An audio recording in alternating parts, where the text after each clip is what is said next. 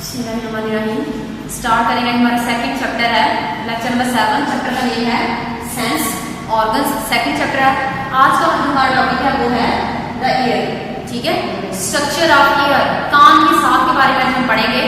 सबसे पहले हम इसको डिफाइन करना चाहें कि ईयर है क्या। तो ईयर जब हम डिफाइन करते हैं तो हम कहते हैं it is the organ of hearing. ठीक है, यानी जो सुनने के लिए ऑर्गन इस्तेमाल होता है उसको हम क्या बोलते हैं, उसको हम ईयर का नाम दे देंगे। अगर इसके पार्ट्स की बात करेंगे, स्ट्रक्चर की बात करेंगे, तो इसके अंदर 3 पार्ट्स आ जाते हैं हमारे पास। सबसे पहला जो है वो आउटर ईयर, जिसका दूसरा पार्ट है वो है मिडल ईयर, तीसरा पार्ट है वो होगा इनर ईयर। ठीक है, अगर आप बुक के अंदर देखें तो इसकी डायग्राम भी मेंशन हुई है पेज नंबर 19 के ऊपर। यहाँ पे बुक के अंदर ये देखें, इसकी डायग्राम मेंशन हुई है, इसके सारे पार्ट्स इसके अंदर मेंशन हुए हैं। ठीक है, हमारे पास सबसे पहले आउटर ईयर है, दूसरा मिडल ईयर, लास्ट में आ जाता है इनर ईयर।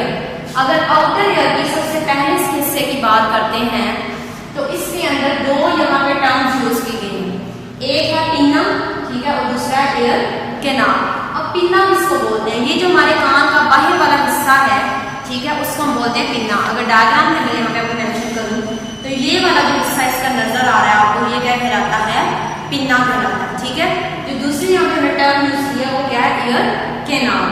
ये आगे इस पिन्ना के साथ ही आगे जो लॉन्ग सी ट्यूब है इसको हम क्या कहते हैं, ईयर कैनाल का नाम देते हैं। अब इसका फंक्शन क्या है, अगर पिन्ना की बात करते हैं इसका फंक्शन क्या है, ये जो बाहर वाला हिस्सा हमारे कान का, इसका क्या फंक्शन है, तो यहाँ पे इसका फंक्शन मेंशन कर दिया यहाँ पे, it collects the sound waves. ठीक है, जितनी भी आवाज की लहरें आ रही होती हैं उन सबको ये कलेक्ट करता है, इकट्ठा करता है और वहां पे भेज देता है ईयर कैनाल के अंदर भेज देता है। यहाँ तक ये हमारे पास आउटर ईयर आ जाता है, ये 2 इसके अंदर पार्ट्स आते हैं। नेक्स्ट दूसरा पार्ट है वो है मिडल ईयर।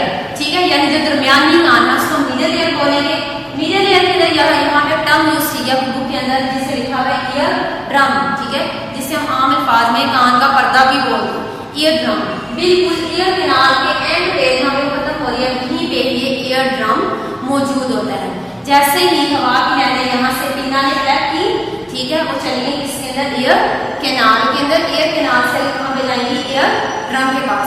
ईयर ड्रम क्योंकि पर्दे की तरह एक साउंड है, जैसे ही इसके साथ ही साउंड वेव स्ट्राइक करती है, इसके साथ टकराती हैं, तो इसके अंदर क्या होता है, इसके अंदर वाइब्रेशंस प्रोड्यूस होती है, इसके अंदर इर्ताश पैदा होता है। ठीक है, फिर नेक्स्ट कहाँ पे ट्रांसफर किया जाता है, नेक्स्ट अगर 3 इसके अंदर बोन्स हैं, जो हमारे पास मिडल ईयर है उसके अंदर 3 स्मॉल बोन्स हैं। वो कौन सी हैं, सबसे पहले यहाँ पे है हैमर, ठीक है, दूसरी एंगल और दूसरी स्टीरअप। ये 3 इसके अंदर बोन है। जैसे ही वाइब्रेशंस प्रोड्यूस होती हैं ईयर ड्रम के अंदर, वो वाइब्रेशन आगे इन सारी बोन से होती हुई जो हमारे पास लास्ट पार्ट है ईयर का, जिसको इनर ईयर का नाम देते हैं, वहां तक चलेगा।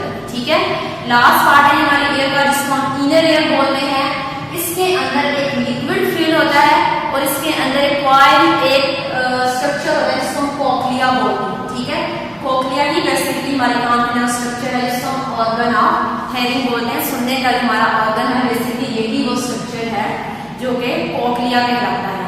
अब ये करता क्या है, कोक्लिया जैसे वाइब्रेशन इसके अंदर आएंगी तो ये सेंसिटिव होता है उनके लिए, ये वाइब्रेशंस को ट्रांसफर करता है कहाँ तक, ऑडिटरी नर्व्स तक। फिर ये ऑडिटरी नर्व्स क्या करती हैं, ये सुनने के अमल के लिए ये इस्तेमाल की ऑडिटरी नर्व्स मैसेज को लेंगी और ये कहाँ तक पहुँचा देती है, उसको ब्रेन तक उसको पहुँचा देती है, सेंड कर देती हैं। ठीक है, फिर ब्रेन क्या करता है, जो भी मैसेज आता है उसको पढ़ेगा, उसकी प्रोसेसिंग करेगा, फिर उसके अकॉर्डिंग रिस्पॉन्स देता है। फिर हमें जो भी साउंड वेव्स आती हैं हमारे कान तक पहुँचती हैं, फिर वो हमें सुनाई देती है। ठीक है, तो इस तरह से ये 3 हमारे पास इसके पार्ट्स आ जाते हैं ईयर के। सबसे पहला हमने इसमें पढ़ा आउटर ईयर, जिसके अंदर 2 टर्म्स हमने देखे हैं, पिन्ना एंड ईयर कैनाल।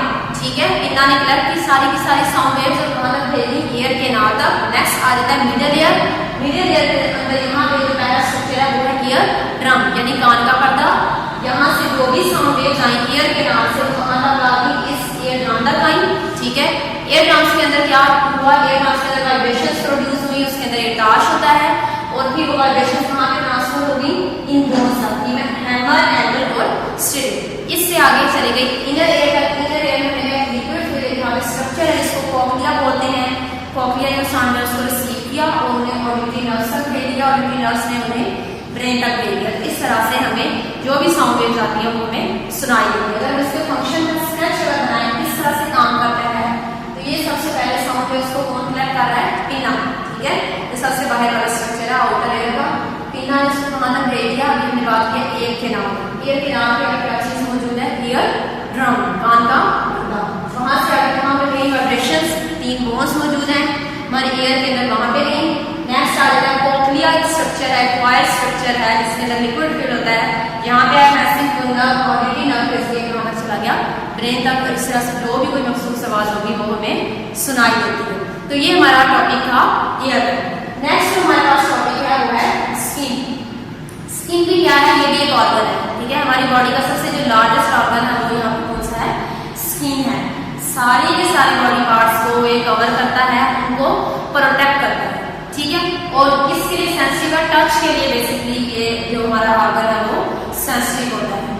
अब अगर इसकी लेयर्स की बात करते हैं तो 2 लेयर्स हमारे पास यहाँ पे आ जाती है, एक आउटर लेयर है, एक इनर लेयर है। स्किन के अंदर हम अगर सिर्फ टच की बात नहीं करेंगे और भी इसके अलावा बहुत सारे हम ये कहते हैं प्रेशर के लिए सेंसिटिव है, कोल्ड के लिए सेंसिटिव है, हीट के लिए सेंसिटिव है, ठीक है।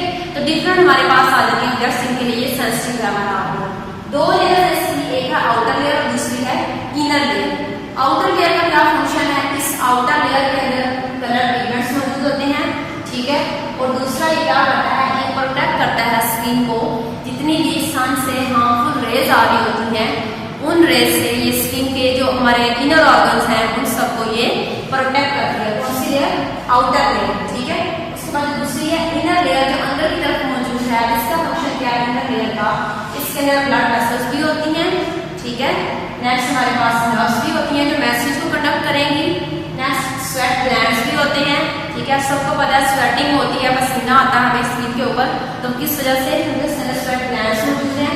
उसके अलावा रूट ऑफ हेयर जो हमारी स्किन के ऊपर जो बाल होते हैं, ठीक है, वो भी कहाँ पे मौजूद होंगे? ये जो इनर लेयर है इसी के अंदर से बेसिकली वो अराइज हो रहे होते हैं, ठीक है। उनकी रूट्स, उनकी हेयर्स की रूट्स कहाँ पे होती हैं? ये इस इनर लेयर के अंदर मौजूद होती है, स्किन की इनर लेयर।